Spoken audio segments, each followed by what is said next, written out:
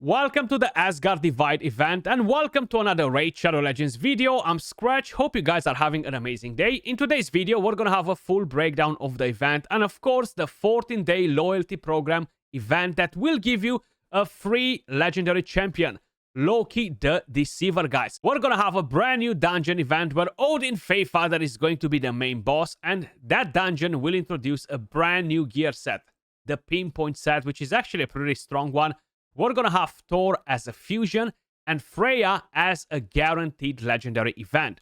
Now, Loki right here is a pretty badass character. He's actually super strong for progression and endgame content. This is not only the best time to start playing now because you can get Loki for free, but if you download using my link in the description down below, you're gonna get 2 free amazing champions, Rector, Drat, and Fane. We're gonna talk about them in just a second. Right here, guys, for the loyalty program, we're gonna have 2 different phases. In phase 1, log in for 7 days, you're gonna get Loki the Deceiver. Log in for 14 days, and you're gonna get his 2-star Perfect Soul, plus some other goodies. Now, on the second phase, I'm actually a massive fan. Big shout out to Platinum for doing this again, and hopefully they will continue to do all of the loyalty programs in the following way. You're gonna have to basically just play the game, do campaign, dungeons, faction wars, arena, clan boss, etc. And you're gonna be able to collect some goodies and a 5-star soul for Loki, guys, which is actually massive. They're usually extremely hard to get. The Asgard Divide event, guys, will start on the 21st of August, which should be on by the time you see this video, and it will end on the 24th of October. But let me just show you what Loki the Deceiver can actually do. We're gonna have a small showcase, guys. We're gonna build him kind of like mainly for early progression. Loki the Deceiver, pretty good base stats. The basic skill is an AoE which attacks all enemies and has a 30% chance to increase the duration of all enemy debuffs by 1 turn. And if this champion is under a veil or a perfect veil, the chance increases to 50%. The A2, very awesome skill on a 3-turn cooldown if you fully book it, selects a target. If the target is an enemy, has a chance of placing a block active skills debuff and a block buffs debuff for 2 turns. Very powerful for crowd control on waves, guys, and not just on waves, but very powerful for Hydra as a block buff champion. If the champion using this skill is under a veil or a perfect veil buff, also applies a debuff spread effect, taking 2 random debuffs from the target and placing them on all enemies. If the target is an ally, yes, he can target allies as well, not just the enemies, and he will actually buff them. So he will heal them by 50% of this champion's max HP, which is actually great, because if you build him with a lot of HP, you're gonna gain a massive healing. And places a perfect veil buff on them for 2 turns. If this champion is under a veil or a perfect veil buff, also applies a buff spread effect, taking a random buff from the target and placing it on all enemies. So spreading buffs and debuffs is actually super strong. Then the A3 has a chance of stealing all of the buffs from a target enemy and 100% of their turn meter. This is massive on bosses, guys, and massive just in general in PvP, in PvE. Very strong skill. These effects cannot be resisted if this champion is under a veil or a perfect veil, which means that you don't need accuracy for this skill, but you will still need accuracy for the other skills. If the target's turn meter was not stolen, fills the turn meter of all allies by 15% instead. So if you're attacking a boss, let's just take for an example the Hydra clan boss. You cannot decrease the turn meter in there. So instead, you're going to boost the turn meter of all of your team. And of course, you're going to give them an increased attack for 2 turns. Very nice. The passive is super strong. If you had a chance to watch my previous showcase on Loki, guys, you saw what he can do with this. Places a perfect veil buff on this champion for 2 turns at the start of each round. Also places a perfect veil buff on this champion for 1 turn whenever their HP drops below 50%. Now, the funky thing in his kit, guys, is this part right here. Has a chance to evade an enemy skill and all of its accompanying effects. If the champion is under a veil, that chance will increase. So basically, no damage, no debuffs, no nothing, okay? And the active effect, which has a cooldown, if the champion's HP is below 50%, you will have 100% chance to evade that, guys. Super strong, because he's gonna stay alive no matter what hits him, basically. and he has an accuracy aura for all battles. As I mentioned before, Thor is going to be the upcoming fusion, so we don't have him in game just yet. But Freya right here, guys, she will be a guaranteed, and she looks amazing. Very, very nice champion. And then, of course, we have Odin. I'm just quickly going to show you how the champions look. Very, very nasty design on this one. Now, as I mentioned, we will have a new dungeon event, which will last for 8 more weeks at the moment that I'm recording this video.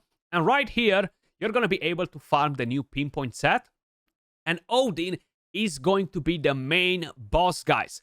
Super awesome concept, and definitely looking forward to see more of them. Now, let me just quickly show you the build that we have on Loki. And let me just show you exactly what you can do with the champion. So this is the build that I have on him. Honestly, this is one of the best progression builds in the entire game. A stun set, a perception because he requires accuracy. Now, because his basic skill is AoE, he will constantly stun the enemies, guys, which is actually really helpful. If you're looking at more advanced builds, mainly towards Hydra, you can build him on a curse set. That's actually really, really helpful. So if you're not familiar with a curse set, guys, let me just quickly show you. You can actually get it from the Ice Golem, and you will have a chance to place a Hex debuff for 2 turns. Or something more endgame for PvP, you can use him on a Stone Skin set. Total stats on Loki, guys, we have 58k HP. He doesn't require attack because he's not a damage dealer. 4.4k defense, 236 speed, 55 crit rate, 163 crit damage, 456 accuracy. The main thing that you really need to get on him is survivability, speed, and accuracy. That's what will make this champion shine the most. Now, in terms of blessings, guys, because everybody will get a free 5-star blessing, Cruelty is the way to go, in my opinion, because the A1 is AoE. You're going to hit pretty much all of the enemies, and you're going to decrease their defense. So this is definitely the #1 blessing. In terms of masteries, these are actually pretty solid masteries. You want to go War Master as tier 6, just to deal some additional damage. And then you want to go on support. Lasting Gifts will sometimes extend the duration of the buffs, of the increased attack, or of the Veil.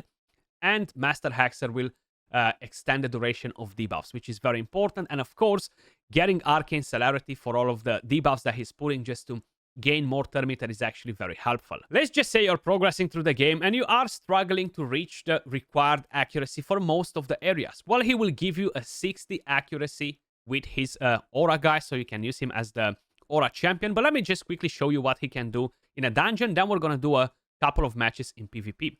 So I'm actually going to do a quick manual just to kind of like show it to you better. So let's just assume these waves will take turns, right? They will take turns if we don't kill them. Well, he can come and play with this skill, put block active skills, spread it to the rest of the enemies, block buffs as well. They will not be able to gain buffs, but the main thing is they won't be able to actually use any of their skills because of the block active skills. Super powerful crowd control debuff, guys. And now we can let the rest of the champions do the work in here and get the kills. So he's going to probably boost right now. We get an increased attack, which will help all of our damage dealers. Moving over to the next one, again, pretty much rinse and repeat.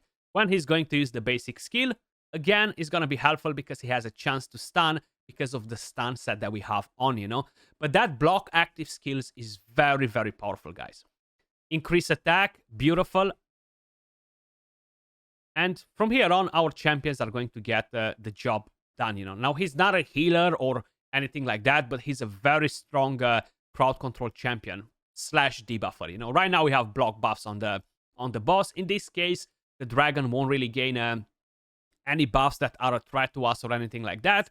But in other situations, some of the bosses will gain buffs. Some of the enemies will gain a lot of buffs, you know, and he can just apply that block buffs and call it a day, basically, you know.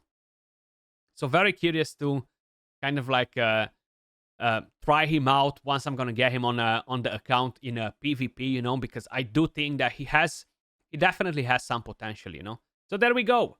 As simple as that. And we got 269k damage from Loki the Deceiver as well. So let's do one PvP match, guys, just to kind of like show you how he's going to work in here. Now we have Siphi and Rotos.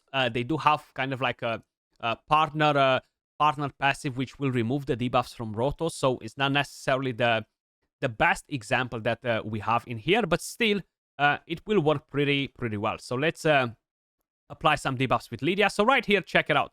We can actually just do that. Block active skills, block buffs. We managed to spread it on most of them. I don't have very high accuracy, so if any of them have a high resistance, that's going to be a bit of an issue, but that's fine. So from here on, we can actually go and kill some of the enemies. And Rotos will only be able to use the basic skill, and that's mainly because we have block active skills on him from Loki. And right here, we had a chance to land a stun, but it did not proc. That's why a stun set is actually really effective. That's what Loki can do for your account, guys. Now, as I mentioned, if you download by using the link in the description down below, not only that you're gonna get Loki from the loyalty program, but you are going to get 2 free amazing epic champions. Starting with an amazing reviver, Rector Dread. She can revive your team, she can provide a lot of healing, and she pairs extremely well with Loki, guys, because she will give perfect Veil to your team. Loki actually needs that the longer he stays in the fight to be able to spread the debuffs. So you're gonna get healing, you're gonna get continuous heal, you're gonna get a perfect Veil, you're gonna get increased attack, you're gonna get revive, and the passive giving you even more healing, resistance aura for Doom Tower. Very amazing epic champion. And then you can get Fane as well.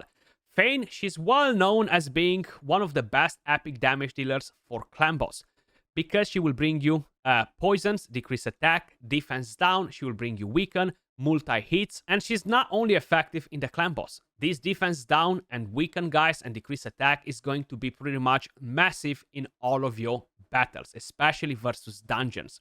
But that was all for this video. As usual, appreciate all of you guys watching. Hopefully you enjoyed the video. Much love, and I'll catch you all in the next one.